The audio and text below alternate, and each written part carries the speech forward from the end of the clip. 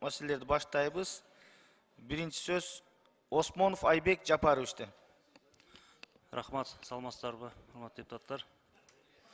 Урматтуу депутаттар, кечиресиздер. Убактысын тактап алсак, саат 12-ге чейин кылайлыбы же 1-ге чейинби? 1-ге чейин болсан да 1-ге чейин.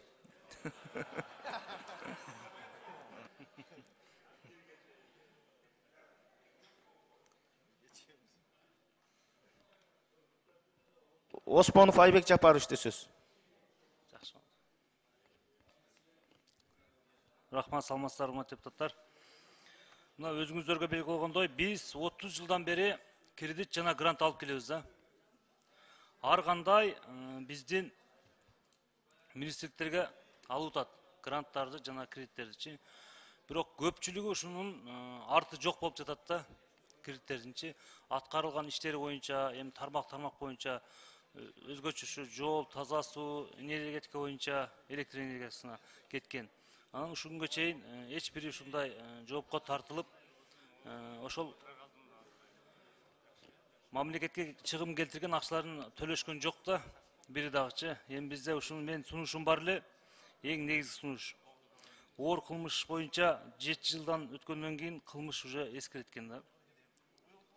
10 жылдан 7 жылдан 10 жылга чейин. Эми мамлекеттин акчасын иштетип анан ошол 10 жыл өткөндөн кийин иш кыскарылат деп туруп, мөөнөт өтүп кетти деп туруп, биздин канчалаган миллиарддаган акчаларыбызды уурдап кеткен, жеп кеткендер азыркы күндө жүрөт да, биздин мамлекетибизде ээн эркин жүрөт да. Мен айтар элем, чындыгында ошол мамлекеттин акчасын жеп кеткендердин соттун чечими чыгып, чындыгында мамлекетке ушунчалык зыян келтирди дегенден кийин ал адамдарды сөзсүз түрдө төлөтүшүбүз керек. Биздин мамлекетке келген гранттарды, кредиттерди жеткен дагы башка мамлекетке кетип калат экен, 10 жылдан кийин келет экен. Мөөнөтү эскирилди айткен дагы эч кандай жооп бербейт экен. Ишин жаап коет экен. Бул не деген нерсе? Биздин мамлекет андайга жол бербешибиз керек. Ошого урматтуу төрага мен сунуш берет элем. Ушу мөөнөттү эскирүү боюнча ушуну биз башкадан карап чыгышыбыз керек, сунуш беришибиз керек, иштеп чыгышыбыз керек. Чындыгында андай кылбасак, биздин мамлекетте иштегендер чындыгында азыр убагында иштейт, кийин 10 жылдан эскиргенден кийин келет экен. Биз андайга жол бербешибиз керек. Өзүңөр билесиңер, миллиарддаган, миллиондогон гранттарды алып атабыз ушул күндө дагычы.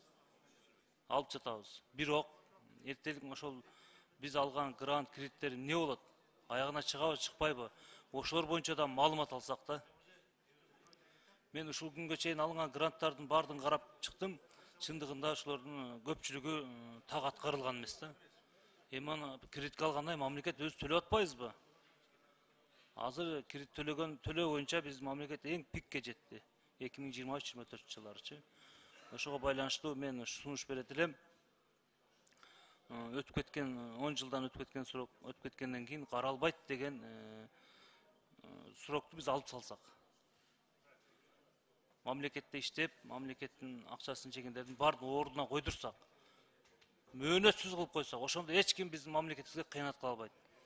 Ушуну төрага, урматтуу төрага өзүңүз да бир көзөмөлгө алып койсоңуз, рахмат. Президенттин өкүлү, сиз да көзөмөлгө алыңыз ушуну. Рахмат. Рахмат. Кийинки сөз